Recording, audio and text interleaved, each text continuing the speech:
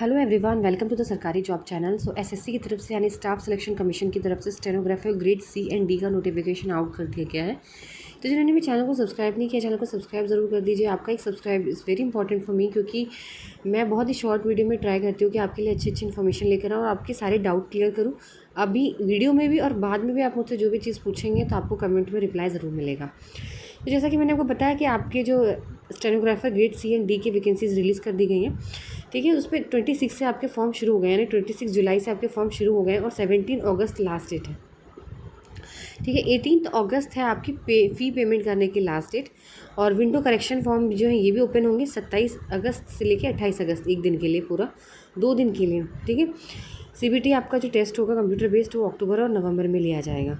चलिए अब main important point बताऊंगी आपके साथ, ताकि यहाँ पे आपको कोई भी चीज़ें मिस ना हो और सेकंड चीज़ वीडियो लंबी ना बने, ठीक है। चलिए, जैसे कि मैं यहाँ पे देख रहे हो स्टेनोग्राफर ग्रेड सी है। यहाँ पे फंक्शनल रिक्वायरमेंट मतलब एस फॉर स्टैंडिंग, ठीक है, S T for standing, S for sitting, W for walking, bending, reading, writing, hearing, communication, ये सब रिक्वायरमेंट होती है, आपको आना चाहिए, मतलब ये तो नेचुरल है, ठीक है। उसके बाद ये है suitable category of benchmark disability, जैसे ब्लाइंड है, लो विजन है, डेफ है, हार्ड ऑफ हियरिंग है, तो ये चीज़ें इसके अंदर अलाउड होती हैं, ठीक है। जैसे स्पाइनल इंजरीज, ASD, LCD, ये सारी PH डिसेबिलिटीज़ बेंचमार्क है, ये चीज़ इसके अंदर आनी चाहिए। अगर मैं स्टेनोग्राफर ग्रेड डी की बात करूँ तो इसमें भी वही सेम चीज़ है, ठीक है। आप पढ़ लीजिएगा यहाँ पे कि क्या क्या PH जो कैंडिडेट्स हैं वो पढ़ सकते हैं यहाँ पे, कि आप इसके अंदर चीज़ आपको ये सारी प्रॉब्लम है कि नहीं, या बेंचमार्क डिसेबिलिटी बताई हुई कि ये चीज़ होनी चाहिए, ठीक है। अब आगे बात करते हैं आपकी, ओके, यहाँ तक हो गया है। चलिए एक चीज़ और यहाँ पे इम्पोर्टेंट बता देती हूँ कि जो मेल कैंडिडेट्स हैं ग्रुप डी में स्टेनोग्राफर के लिए अप्लाई कर सकते हैं सिर्फ बॉर्डर रोड ऑर्गेनाइजेशन। अगर आप बॉर्डर रोड ऑर्गेनाइजेशन मतलब BRO में अगर आप इस पोस्ट पर अप्लाई करते हैं तो सिर्फ मेल कर सकते हैं, फीमेल्स नहीं करेंगी, ठीक है। चलिए नेक्स्ट आते हैं आपकी एज के बारे में। एज है आपकी स्टेनोग्राफर ग्रेड सी की 18 से 30 साल। कैसे कैलकुलेट करेंगे? आपका बर्थ डेट 2 अगस्त 1994 यानी 2/8/1994 से पहले का नहीं होना चाहिए और 1/8/2006 के बाद का नहीं होना चाहिए, ठीक है। ऐसे अगर मैं बात करूँ stenographer grade D 18 to 27 years होनी चाहिए। आपका बर्थ डेट 2/8/1990 से पहले नहीं होना चाहिए और 1/8/2006 से बाद में नहीं होना चाहिए। ये कैलकुलेट करने का तरीका है, ठीक है। रिलैक्सेशन मिलेगा SC/ST 5 years, OBC 3 years, PWD 10 years, PWD OBC में 13, SC/ST में 15, एक्स सर्विसमैन 3 ईयर्स, ठीक है। डिफेंस पर्सनल डिसेबल्ड 3 साल, डिफेंस पर्सनल डिसेबल्ड इन SC/ST 8 साल। अगर आप बात करो ग्रुप सी में, अगर कोई सेंट्रल गवर्नमेंट, सिर्फ सी में ही अप्लाई कर सकते हैं जो सेंट्रल गवर्नमेंट है, एम्प्लॉयज़ हैं, ग्रुप सी पोस्ट ओनली में उनके लिए लिमिट है, मतलब रिलैक्सेशन है। ग्रुप डी में रिलैक्सेशन नहीं मिलेगा इनको। तो जिनकी 3 साल से कम जिन्होंने सर्विस दी है 40 तक, और जिन्होंने 3 साल से कम तक सर्विस दी है बट वो SC/ST में आते हैं तो 45। विडोज़ हैं, डिवोर्स्ड वुमेन है, सेपरेट है, रीमैरिड नहीं है, दोबारा शादी नहीं करी हुई है, जिन्होंने 35 ईयर्स ऑफ एज है। अगर वो SC/ST में बिलोंग करती हैं तो 40 ईयर्स ऑफ एज है। चलिए नेक्स्ट आते हैं। चलिए नेक्स्ट अब आपके पास क्या है, हमारे पास ये सर्टिफिकेट्स हैं आपके, पढ़ लीजिएगा किस फॉर्मेट में आपका कास्ट सर्टिफिकेट होना चाहिए। बहुत प्रॉब्लम आती है, बैक डेट का नहीं होना चाहिए बिल्कुल भी नहीं, ठीक है। मैंने OBC वालों को बता देती हूँ, बैक डेट का नहीं होना चाहिए भाई, बहुत प्रॉब्लम आ जाएगी आपको, ठीक है ना। और जिस फॉर्मेट में कहा है उसी फॉर्मेट में बना के दीजिए, सेंट्रल का होना चाहिए और आपका बैक डेट का ना हो, ये ध्यान रखिए, ठीक है। और EWS वाले भी पढ़ लीजिए, पूरा रूल लिखा हुआ है कि आपका कौन से फाइनेंशियल ईयर का होना चाहिए, 2024-25 तक का होना चाहिए, 2023-24 का भी चलेगा, ये सब लिखा हुआ है इसमें। पॉज करके पढ़िएगा या तो फिर SSC की साइट पर जाके पढ़ लीजिएगा। चलिए क्वालिफ़िकेशन 12th क्लास होनी चाहिए, और ज़्यादा इसमें नहीं है क्वालिफ़िकेशन बताने के लिए। 12th क्लास होनी चाहिए और आपको टाइपिंग आनी चाहिए। अब टाइपिंग की ये बात आई है तो टाइपिंग की बात भी कर लेते हैं यहाँ पे।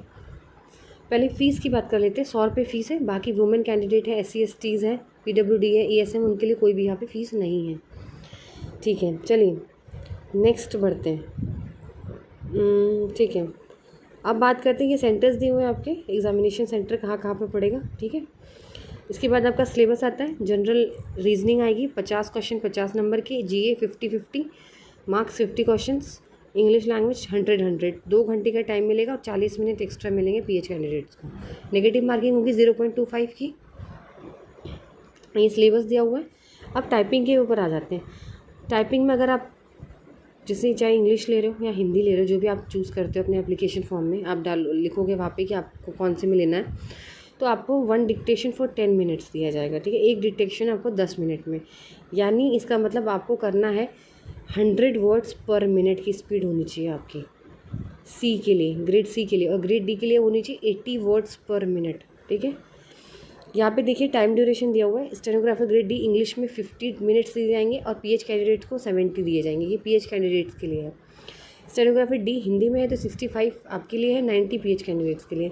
स्टेनोग्राफर ग्रेड सी इंग्लिश में 40 मिनट्स दिए जाएंगे और पीएच कैंडिडेट्स के लिए 55 है, और हिंदी में 55 आपके लिए, 75 आपके पीएच कैंडिडेट्स के लिए, ठीक है। और एक चीज़ यहाँ पे बहुत इंपॉर्टेंट, शायद आपको ना बताए कोई भी, जो भी आप स्टेनोग्राफी टेस्ट लेते हो, अगर आप हिंदी में ले रहे हो या आप इंग्लिश में ले रहे हो, उसके बाद आपको इंग्लिश में भी आना चाहिए। अगर आप हिंदी में ले रहे हो तो इंग्लिश में भी आना चाहिए, इंग्लिश ले रहे हो तो हिंदी में भी आना चाहिए। क्यों? आपके अपॉइंटमेंट के बाद आपको प्रॉब्लम हो सकती है, लिखा हुआ है फेलिंग विच द प्रोबेशन में नॉट बी क्लियर्ड, नहीं तो आपको क्लियर नहीं करा जाएगा आपके मतलब सेलेक्ट होने के बाद भी। तो ये ज़रूरी है कि आपको दोनों में ही आना चाहिए। अभी नहीं ज़रूरी है, एग्ज़ाम तो आप अपनी चॉइस पे दीजिएगा जो टाइपिंग होगी, लेकिन बाद में आपको आना चाहिए। आफ्टर देयर अपॉइंटमेंट उन्होंने लिखा हुआ है कि जब आपका अपॉइंटमेंट हो जाए तब आपको रिक्वायर्ड है कि आपको लर्न करना है, ठीक है ना, सीखना पड़ेगा आपको। तो ये कुछ इंपॉर्टेंट इन्फॉर्मेशन थी जो मैंने आपके साथ यहाँ पे अभी शेयर की हुई है। इसमें सिलेबस भी दिया हुआ है, सारी चीज़ें दी हुई हैं, आप अच्छे से पढ़ सकते हो किस तरीके से आप सेलेक्ट होगे। रिजर्वेशन दिया हुआ है, जैसे कितना क्वालिफाइंग चाहिए, UR 30%, OBC WS 25 और अदर कैटेगरीज 20%, ठीक है। इस तरीके से सारा इनका पूरा प्रोसीजर लिखा हुआ है, कहाँ किस तरीके से आपको फॉर्म भरना है, ठीक है। आपका जैसे कि ये जनरल, जैसे कि आपका कितने, अगर आपने कोई भी माल प्रैक्टिस कर ली कोई भी, तो आपको 2 साल की क्या आपको सज़ा मिलेगी, 3 साल की मिलेगी, ये सारे स्टेटमेंट इन्होंने यहाँ पे पूरा आप पढ़ सकते हो। यहाँ पे आपको कैसे डिस्क्वालीफाई कर दिया जाएगा अगर आपने कुछ भी ऐसी चीज़ें करी। PWD कैंडिडेट्स के लिए बहुत अच्छे से लिखा हुआ है। फ़ोटोग्राफ्स के लिखा हुआ है कि किस साइज़ में खिंचानी है, जैसे आपको 10 to 20 kbs में आपकी सिग्नेचर्स होनी चाहिए। आप कोई भी कैप, मास्क, ग्लासेस ना पहने, ठीक है। आपकी जो सिग्नेचर्स है उसकी साइज़ कितनी होनी चाहिए, सब कुछ लिखा हुआ है यहाँ पर। चलिए मैं बता देती हूँ। अगर आपका स्कैन सिग्नेचर है तो आपके 10 to 20 kb में होने चाहिए, ठीक है। इमेज आपके सिग्नेचर की अबाउट 6 सेंटीमीटर होनी चाहिए, विथ और 2 सेंटीमीटर हाइट होनी चाहिए, ब्लर नहीं होना चाहिए, क्लियर होनी चाहिए, ठीक है। ये सारी चीज़ें ज़रूरी है, बहुत ज़रूरी दिखना।